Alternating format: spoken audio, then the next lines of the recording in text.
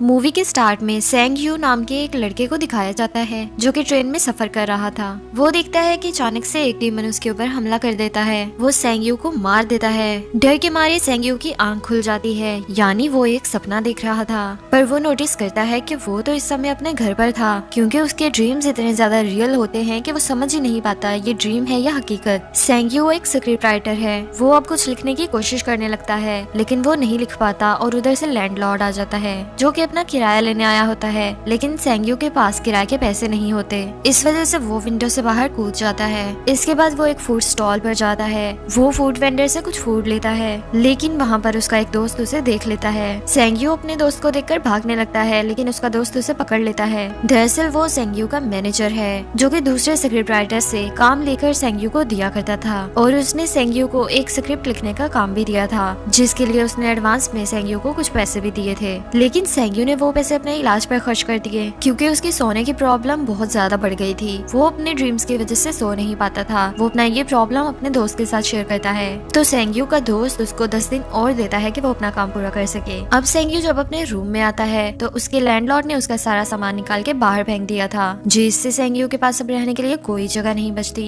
इस वजह से वो एक कैबिन में जाता है ताकि वो यहाँ पर अपने स्क्रिप्ट को पूरा करके कुछ पैसे कमा सके। लेकिन थकन की वजह से उसको नींद आने लगती है, लेकिन वो जैसे ही सोता है तभी से डीमन फिर से उस पे अटैक कर देता है। यहाँ डीमन सेंग यू के सर को टेबल पे टकराकर उसे मार देता है। तभी डर के मारे सेंग यू की आंख खुल जाती है। वो आस पास देखता है तो उसे वहाँ कोई नजर नहीं आता, और तभी उसे पता चलता है कि उसका लैपटॉप भी चोरी हो गया है। ये देखकर वो बहुत ही मायूस हो जाता है। वो समझने लगता है कि वो इस दुनिया में कुछ भी नहीं कर सकता, और ना ही कभी वो इन ड्रीम्स और इस डीमन से छुटकारा पा सकता है। इसीलिए वो सुसाइड करने के लिए एक ऊंची बिल्डिंग की छत पे चला जाता है, जहाँ वो पहले मैसेज करके अपने दोस्त को बता देता है कि वो सुसाइड करने जा रहा है, और उसको बोलता है कि स्क्रिप्ट पूरा ना करने पर वो इसे माफ कर दे। इसके बाद वो अपनी लवर को आंखों के सामने इमेजिन करते हुए कूद जाता है। लेकिन तभी वो फूड वेंडर जो कि उसे खाने को दिया करता था, वो उसे रोक लेता है। वो सेंग यू को कुछ खाने के लिए देता है। अब यू उसे अपनी सुसाइड करने की रीजन बताता है, जिससे फूड वेंडर उसे सलाह देता है कि अब अगर तुम्हें बुरा सपना आए तो तुमने सिर्फ यही कहना है कि मैं सिर्फ एक सपना देख रहा हूँ। इस तरह तुम्हारी प्रॉब्लम खत्म हो जाएगी। अब रात होती है तो यू अपने मोबाइल को बेचकर अपना खाने का सामान लेता है और स्टोर के कोने में ही बैठकर खाने लगता है। तभी वहाँ पर उसकी लवर आ जाती है,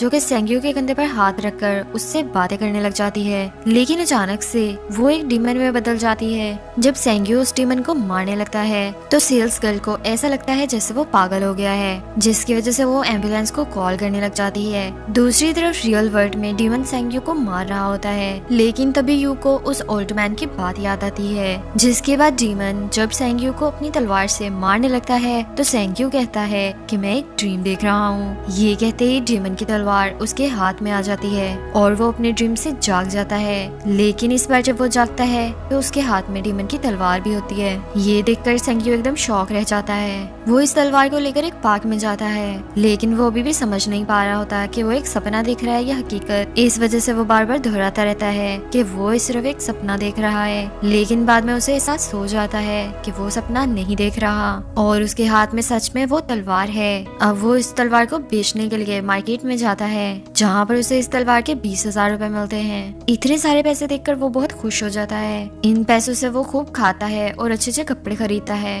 और एक अच्छे होटल में आराम भी करता है। अब वो अपने ड्रीम्स को सही से यूज करना सीख जाता है, इसलिए वो अब सपने देखने के लिए सोने की कोशिश करने लगता है। और अब वो सपनों से नहीं डरता, बल्कि वो डीमन का सामना करता है। जब वो डीमन अब कुल्हाड़ी से सेंग यू पर हमला करता है तो यू वही वर्ड्स रिपीट करता है कि मैं सिर्फ एक सपना देख रहा हूँ। जिसके बाद वो जाग जाता है और इस दफा भी उसके हाथ में वो कुल्हाड़ी होती है। ये देखकर वो बहुत खुश हो जाता है और मार्केट में जाके उस कुल्हाड़ी को भी बेच देता है। इस गोल्ड की कुल्हाड़ी की उससे बहुत अच्छी कीमत मिलती है। इन पैसों से सेंग यू बहुत ज्यादा एंजॉय करता है। रात को जब वो होटल वापस आता है तो वो एक ट्रिक आजमाता है। पहले वो एक म्यूजियम के बारे में पढ़ता है ताकि उसको यही ड्रीम सामने आए। अब जब सेंग यू सोता है तो उसके ड्रीम में वही म्यूजियम आ जाता है, जहाँ वो अपने ड्रीम में इतनी सारी कीमती चीजों को देखकर बहुत खुश हो जाता है। लेकिन तभी वहाँ पर दोबारा से डीमन आ जाता है। वो सेंग यू पर हमला करके उसे मारने की कोशिश करता है, लेकिन सेंग यू उससे बचने की बहुत कोशिश करता है। लेकिन वो डीमन यू को मार देता है, जिससे यू नींद से उठ जाता है। लेकिन इस दफा यू कोई भी चीज सपने से नहीं ला पाया था, इसलिए वो दोबारा से वहीं पर सो जाता है। फिर से उसे वही म्यूजियम के सपने आते हैं। लेकिन इस दफा डीमन से लड़ते लड़ते वो 2-3 चीजें चुराकर अपने ड्रीम से वापस लौट आता है। इस दफा उन सब चीजों को लेकर यू एक प्रोफेशनल एंटिक सेलर के पास जाता है जो कि उसे 2 मिलियन ऑफर करता है और उसे खजानों के बारे में सवाल भी करता है कि यू इनको कहाँ से ला रहा है। लेकिन सेंग्यू उनको कुछ भी बताए बिना वहाँ से चला जाता है। अब यू को उसका दोस्त मिलता है जो कि उसको मरा हुआ समझ रहा था क्योंकि उसने यू का सुसाइड नोट पढ़ लिया था। लेकिन उसे जिंदा देखकर उसे यू पर बहुत गुस्सा आता है और वो उसे पकड़ लेता है।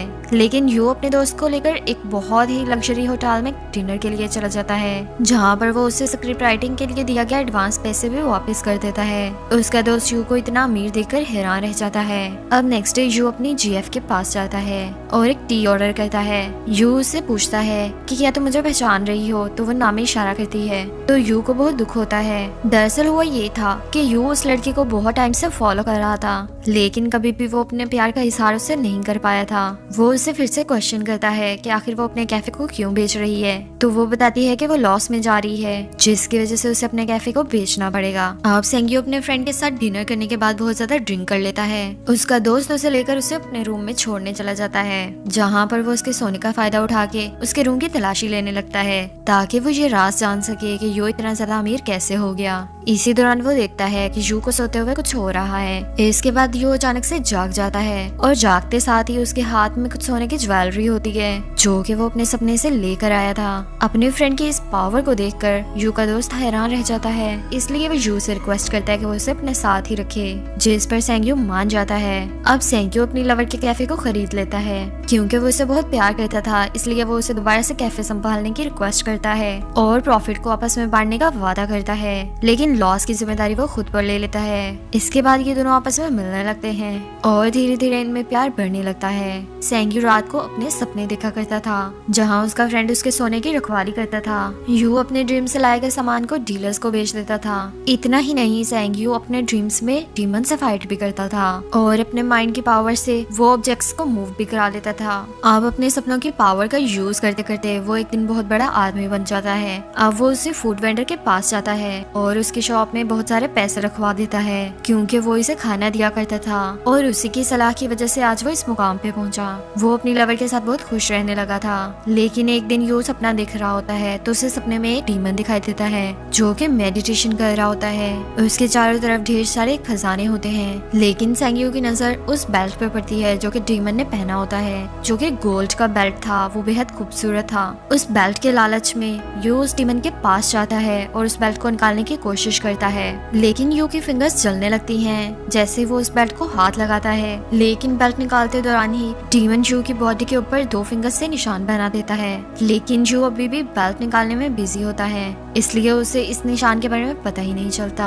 आखिरकार वो उस बेल्ट को निकाल लेता है। इसके फौरन बाद वो अपनी रियल वर्ल्ड में वापस आ जाता है। वो इस लाई गए बेल्ट को अपने बनाए गए म्यूजियम में रख देता है। रात को यू अपनी लवर को छत पे ले जाता है जहाँ से वो कुछ दिन पहले सुसाइड करने वाला था। वो आज होयर को प्रपोज करना चाह रहा था। वो होयर के साथ कभी न छोड़ने का प्रॉमिस करता है। अब रूम में वापस आने के बाद होयर फ्रेश होने के लिए वॉशरूम जाती है। तभी फौरन से सेंग्यू को एक चीज आकर हिट करती है। वो फौरन से शर्ट उतारकर मिरर में देखने लगता है। यहाँ उसे 2 घाव के निशान दिखाई देते हैं। ये मार्क सिर्फ उसी जगह पर थे जहाँ पर डीमन ने 2 फिंगर से मार्क बनाया था। अब यू होयर को बिना बताए अपने होटल में वापस आ जाता है। अब रात के टाइम यू का फ्रेंड खाली बॉक्सेस लेके रूम में आता है ताकि वो ड्रीम से निकले गए ट्रेयर को इनमें जमा कर सके। लेकिन यू कहता है कि आज वो अकेला ही सोना चाहता है। अब जब रात को यू सोता है तो उसे एक ह्यूज बिल्डिंग दिखाई देती है जहाँ ऊपर जाने के बाद उसे बालकनी में एक शैडो दिखाई देता है। अब उसी शैडो के पास जाने पर वो देखता है कि वो शैडो किसी और का नहीं बल्कि उसका अपना रूप होता है और उसके फेस के ऊपर बहुत सारे घाव होते हैं। ये देखकर यू बहुत ज्यादा डर जाता है और इसी डर में वो सपने से बाहर आ जाता है। लेकिन इस दफा उसके फेस और बॉडी के ऊपर बहुत सारे निशान होते हैं जो कि पहले उसे डीमन के साथ लड़ाई में मिले हुए थे।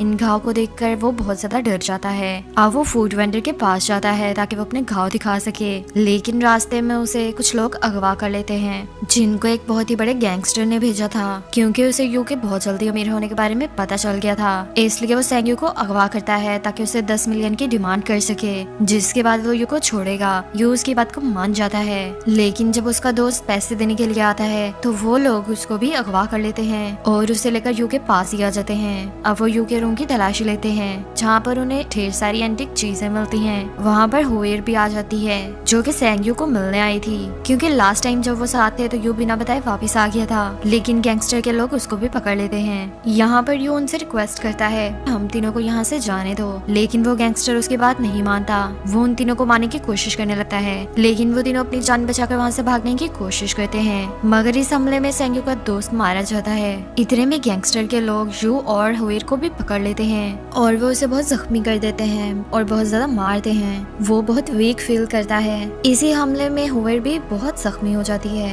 अब जब यू बेहोश हो जाता है तो वो ख्वाबों की दुनिया में चला जाता है, जहाँ पर वो उसी शैडो को देखता है। यहाँ उसे कुछ पुराने विजन्स आने लगते हैं। अचानक से वो देखता है कि उसके सामने शीशे की एक दीवार आ गई है। उस ग्लास वाल के पार उसे हुएर नजर आती है। वो उस ग्लास वाल को तोड़ने की बहुत कोशिश करता है, लेकिन वो नहीं तोड़ पाता। लेकिन अचानक से वो एक डीमन में बदल जाती है, जो कि उसके अपने ड्रीम्स में आया करता था। यानी इसका मतलब ये था कि यू ही शैडो था, लेकिन अब वो बहुत स्ट्रॉन्ग हो चुका था। वो उस दीवार को तोड़कर अंदर जाने लगता है। वो एक गन को उठाकर सारे लोगों को मार देता है, लेकिन एक गोली हुएर को भी लग जाती है, जिससे वो इंजर्ड हो जाती है और मर जाती है। अब वो शैडो आगे बढ़ता है तो हम देखते हैं कि जेनवन यू जमीन के ऊपर पड़ा होता है। अब वो शैडो से शूट कर देता है। अब जैसे वो यू को शूट करता है तो यू के खत्म होते ही सारी एंटिक चीजें भी बड़ी गायब हो जाती हैं। ऐसा लगता है जैसे ये सीन यहीं पे खत्म हो गया है। अब हम उस सीन को देखते हैं जहाँ पर यू को स्टोर में होश आया था और उसके हाथ में एक तलवार थी। अभी यू को समझ आ जाता है कि वो एक ड्रीम देख रहा था, जो कि बहुत ही ज्यादा लंबा था। वो समझता है कि मेरी डिजीज की वजह से ये हो रहा होगा, लेकिन वो सोचता है कि सोने से पहले उसके पास तलवार कहाँ से आई। अभी वो यही सोच रहा था कि कैफे में जो लड़की काम करती है, यानी उसकी लवर हुएर, वो उधर आती है और उसे अपने साथ ले जाती है। वो उसे गर्म खाना देती है और उसे ऑफर करती है कि तुम चाहो तो मेरे कैफे में काम कर सकते हो।